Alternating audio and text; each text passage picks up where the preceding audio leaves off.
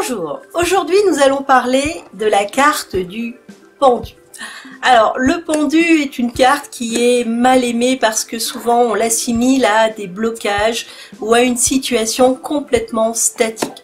Pourtant le pendu est une carte vraiment très intéressante, d'ailleurs comme la plupart des cartes du tarot, puisqu'il nous propose de faire un retournement de situation ou de vision et d'observer les choses sous une autre perspective, donc avoir un regard différent sur les choses. Et ça, sans doute, c'est très important dans la vie, surtout quand on est très focalisé sur quelque chose et que on n'arrive pas à s'en sortir.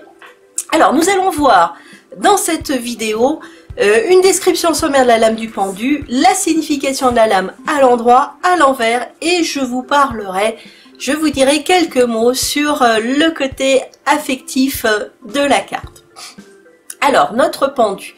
Notre pendu apparaît comme un personnage qui est attaché par le pied, par une cheville, et en fonction donc des versions, la pointe du pied ou la cheville ou carrément le pied, et qui se trouve donc également avec les mains dans le dos, parfois les mains dans le dos, parfois les mains branque-ballantes aussi en fonction des versions, et qui se trouve encadré de deux arbres qui eux-mêmes sont également à l'envers. Donc c'est vraiment l'idée que l'on a retourné la carte.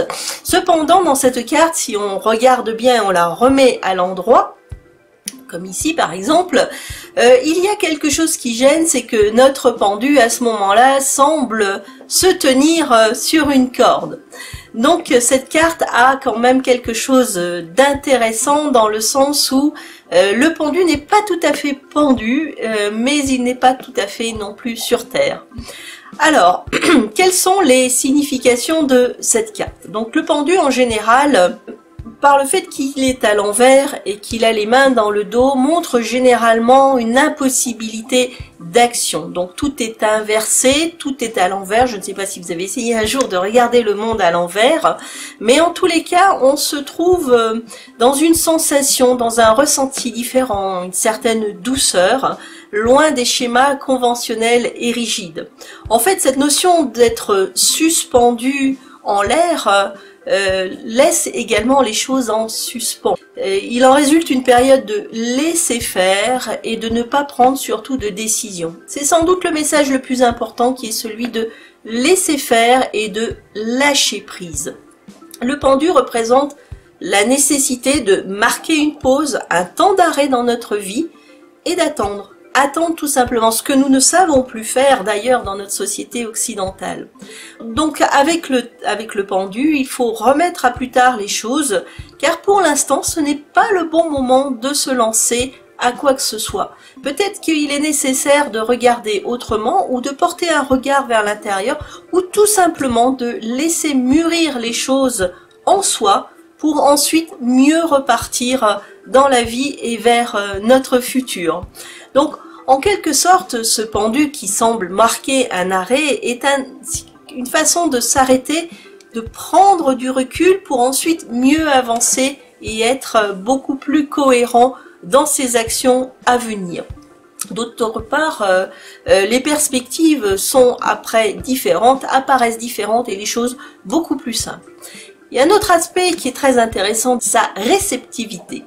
Le pendu est réceptif, il ne peut pas faire autre chose d'ailleurs puisqu'il est justement suspendu.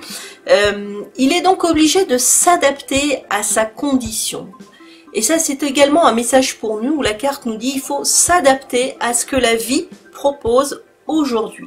C'est aussi un leitmotiv du tarot, cette façon de s'adapter aux choses.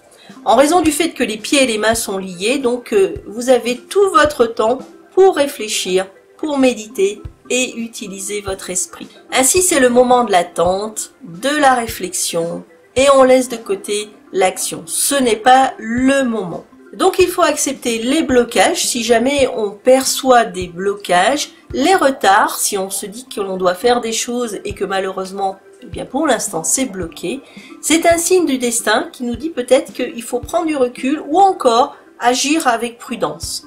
Le pendu, c'est également une autre vision du monde. Une autre vision du monde parce que ici, toute question matérielle et physique est finalement subordonné à son intériorité, à ce que l'on ressent à l'intérieur.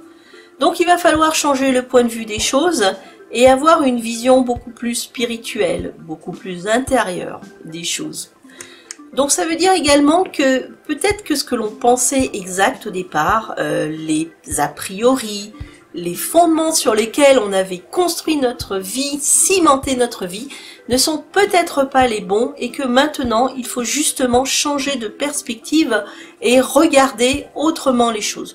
Quoi qu'il en soit, et en résumé par rapport au pendu à l'endroit, eh bien, la carte nous dit qu'il faut prendre du recul pour mieux comprendre nos mécanismes émotionnels qui créent parfois des liens de dépendance qui sont symbolisés par les liens et qui nous poussent parfois à sacrifier des choses.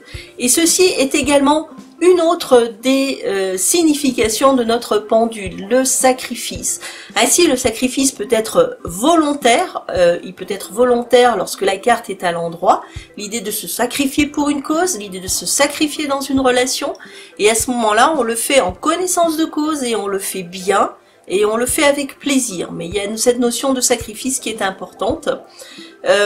Une autre notion, c'est que le pendu demande de travailler en profondeur, c'est-à-dire que il annonce le succès, mais après un long travail de regard intérieur ou de changement justement de perspective.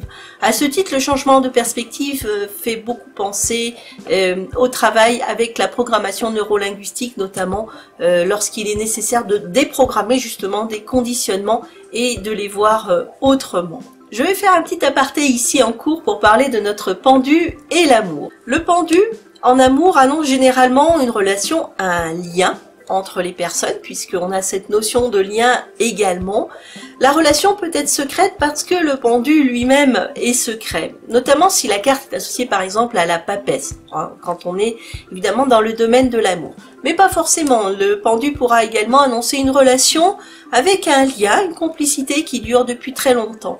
Mais il aura toujours cette idée de subordination, de léger sacrifice où l'un va renoncer à un certain nombre de choses pour être par exemple avec l'autre.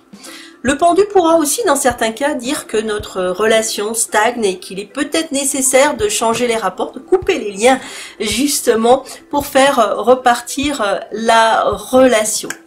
Le pendu, quand il est à l'envers en matière d'amour, pourra peut-être annoncer également des formes de dépendance affective ou de sacrifices qui sont exagérés et qui étouffent complètement la personne. Donc si vous tirez le pendu en matière d'amour, vous rencontrez, vous êtes en train de démarrer une relation et vous avez le pendu, réfléchissez par rapport à l'environnement des cartes. Si votre pendu vous parle d'une relation où vous pourriez vous retrouver étouffé, d'un lien trop puissant, ou au contraire, s'il pourrait s'agir d'une belle complicité qui pourrait se nouer entre vous. Alors maintenant, notre pendu à l'envers. Alors, quand la carte est entourée de cartes négatives ou qu'elle sort à l'envers, et bien évidemment, la notion d'inertie et de blocage se trouve renforcée. Tout devient à ce moment-là défavorable, les occasions semblent perdues, on a l'impression que rien n'avance, mais c'est surtout le ressenti intérieur qui est le plus important et qui montre qu'on a du mal à supporter justement ce blocage.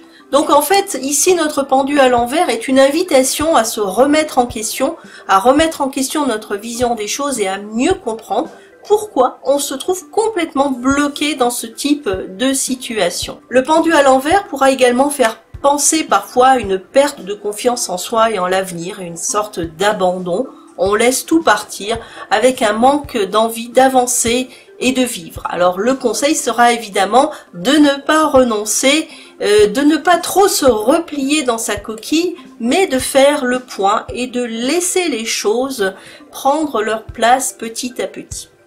Donc si vous voulez, le résumé du pendu à l'envers pourra être une solitude imposée face au monde, une période difficile que l'on vit où on a l'impression qu'il faut véritablement se sacrifier à fond, des défaites, des échecs, des séparations, des obstacles, mais j'insiste encore, il s'agit bien évidemment d'un point de vue et d'un ressenti, et la carte à l'envers est assurément une invitation à réagir et à mieux comprendre ce qui se passe.